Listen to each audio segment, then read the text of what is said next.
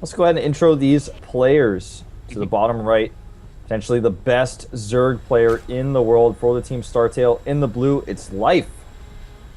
And spawning up to the northern position, one of the last of the three foreigner hopes in this tournament, currently 2-2 against arguably one of the best players in the world. He goes by the name of Millennium's Goswser. Yeah, and talking about foreigners again here, we have had so many foreigners in this tournament.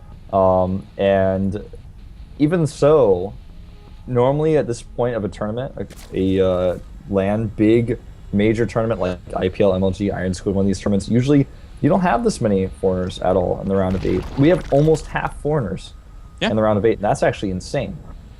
It's something that's relatively unheard of, unless you have like the big couple of foreigners turn up at like an MLG or something, and you have like, you know, I don't know, Naniwar and Stefano and those guys actually participating. It's very, very unheard of. So Goswser representing America pretty darn well, I would say.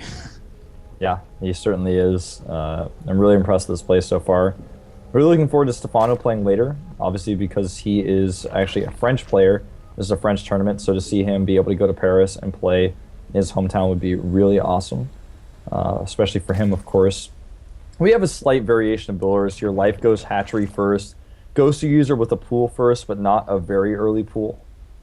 Yeah, we were expecting the normal pool timing here from Goswser. Was not expecting the hatchery first from Life, though. But, you know, whilst Antigua Shipyard can have deceptively short rush distances with the cross positions, you do see hatchery first a lot on this map. As long as you can get some good SimCity going at your natural between your main ramp and your hatchery eventually, then it becomes a very easy spot to defend with. And Goswser during this entire series hasn't shown any tendencies whatsoever of early pulls. So I think Life's latched onto that and grabbed it by its horns.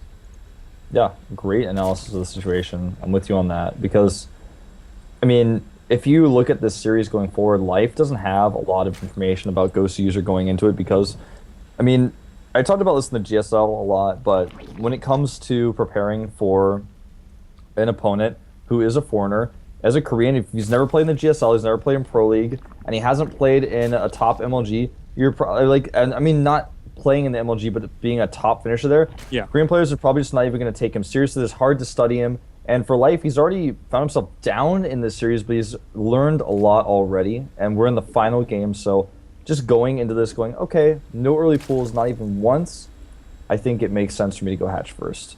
Yep, it's pretty darn good. And sometimes, even if your opponent does go pool first, a very, very early pool, there are moments where you can defend it. It's difficult, but you know, Life is certainly somebody who can eke that out.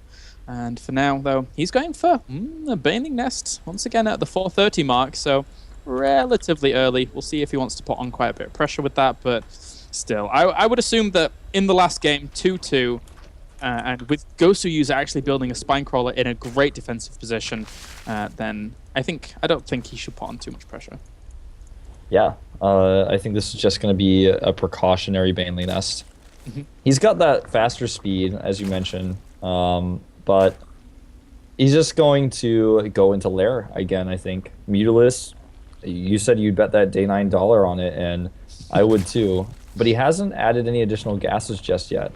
And in fact, he's only mining one Harvester and gas at this moment in time. So that's something interesting as well here. And he starts 16 lings.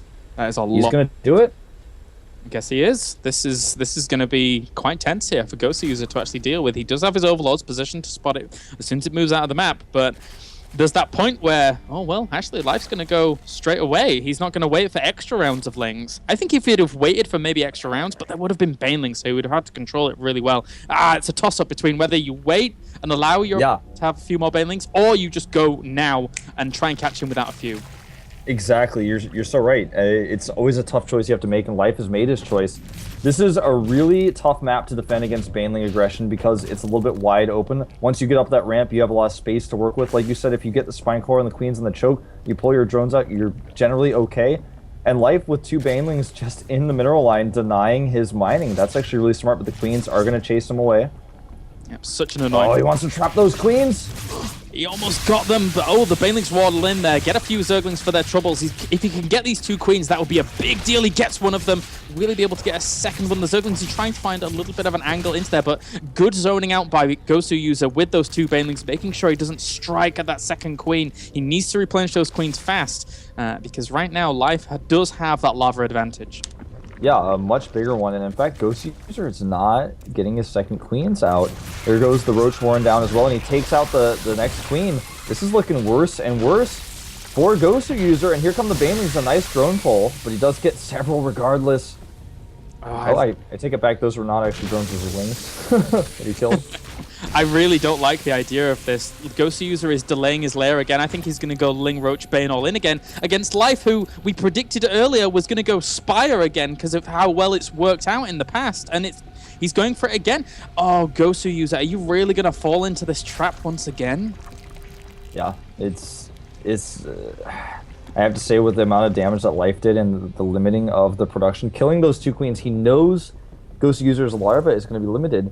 So he knows, okay, if I do the lair tech, which he already started before the attack, so you had this follow-up planned and ready, he knows that, okay, you can't break me, you can't kill me with an all-in.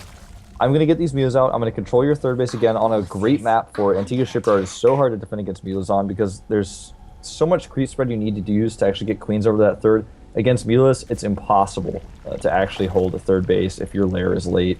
Life is doing the best possible thing here, and Goswser is in a lot of trouble. Look how late his lair is right now. And Life here is going to try and buy a lot of time with these Zerglings. As soon as these get revealed, he might pull his Roaches back. But look at this, Goswser once again feels as if he just has to go with these Roaches. He's going to try and barrel down where he can. The Zergling's on hold position in his opponent's mineral line. Goswser is going to lose quite a few workers here. But there's still tons of Zerglings piling up for Goswser. I don't think that this is going to work out for him. It didn't work twice in a row, so why would it work now? Exactly, and you know, it's definitely not going to work in a situation where he's got such a limited amount of larvae to use. In Life knows this is coming, he scouted everything, he has 6 spine crawlers up already. Yeah, he loses a queen, that's one small victory for Goswser, but he's got no answer for the Mulus. In fact, he knows the Mulus are coming when he sees these spine crawlers. It can be nothing else. He has to try to break through here, but the spine crawlers are really well spread. He's got Lings and Mutas to defend, and Goswser has very little chance of making this work. His Banelings try to come in, but the spine crawler coverage is so good. You're so right with that. Those spine crawlers were so well positioned. It's not like he clumped them all up, because if he'd have done that, the Banelings would have come, crashed through, and done so much damage to all of them at exactly the same time. But he split them so well, such strategic positioning there, and now Life has a 35 supply lead, picking off Overlords where he can. He's going to gain map control. He could quite easily take his third if he wanted to, with very, very little repercussions that would occur from Goswser's side. Yeah, he's just going to take that third. He knows there's nothing Goswser can do about it. If Goswser wants to take a third base here, Life is going to laugh about it. And at this point, he's just going to supply block Goswser, killing every last Overlord he can find. Killing these 2 Overlords here now at the natural. Goes into the main base. He wants to try to find queens. Gets a Roach. Anything he can find, he's going to kill it. He goes for the Evolution Chamber now, which will stop the +1 and stop further Spore Crawlers from being made. That's pretty brutal to deal with here. He could even try and eventually navigate around to the back of that infestation pit and try and pick that up as well. If he can kill off some of these queens, he's going to target down Roaches. Zerglings get into the main and kill off a queen as well. He's going to have so little lava to try and pull himself back in here. Life is just reassuring himself a fantastic lead. And if he kills off the Roach Warren, oh my god, is Goswser going to be so far behind. Yeah.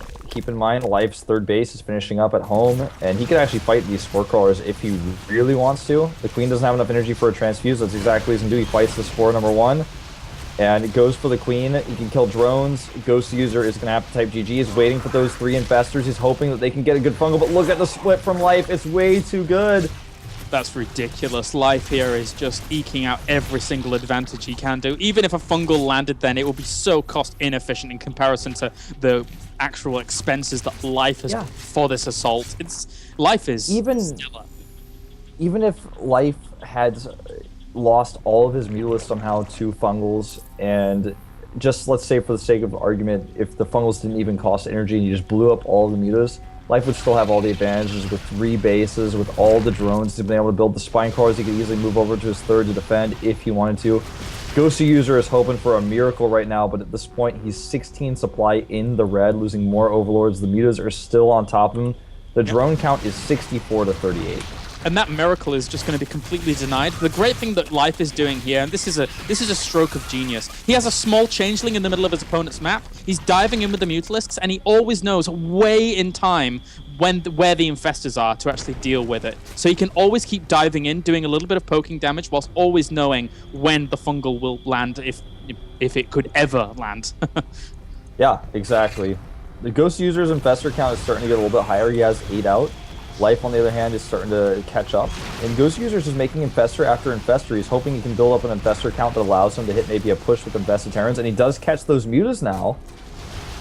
He's going to have to use multiple fungals, and he actually loses an infestor. Life is totally fine with losing these mutas because they're taking out infestors, and he's even killing a few additional drones with their last breaths. Yeah, he's killed 36 drones in this game. He's taking a fourth behind it. Life is so far ahead. There's really very little Ghost User can do here, unless by some chance he got the most cost-effective trade ever with his fungal growths. There's literally nothing he can do. He's supply blocked at this point as well. He can't do anything. He can't even make units. Yeah, remember all the spine crawlers that are up at the 4th base of Life, and this no longer is an issue of Life holding its 3rd base. This is an issue of Ghost User survival. Triple the supply virtually here, even more than triple. 107 versus 33. Life has way too much. The preemptive infested Terrans go down for Ghost User. He wants to get that good fungal you were talking about, but I just don't see it happening.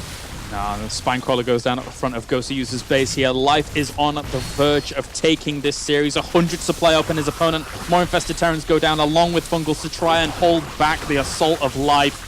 But no, Life shall prevail, and it always does, as Gosu User here is completely ransacked. Infested Terrans, roaches, stealing everything. GG, game number 5 goes to Startail Life. We shall see him in Paris. They certainly will. Ghost User looking really good to start off the best of 5, but Life turned things around, as we said was possible. Really figuring out Ghost User's style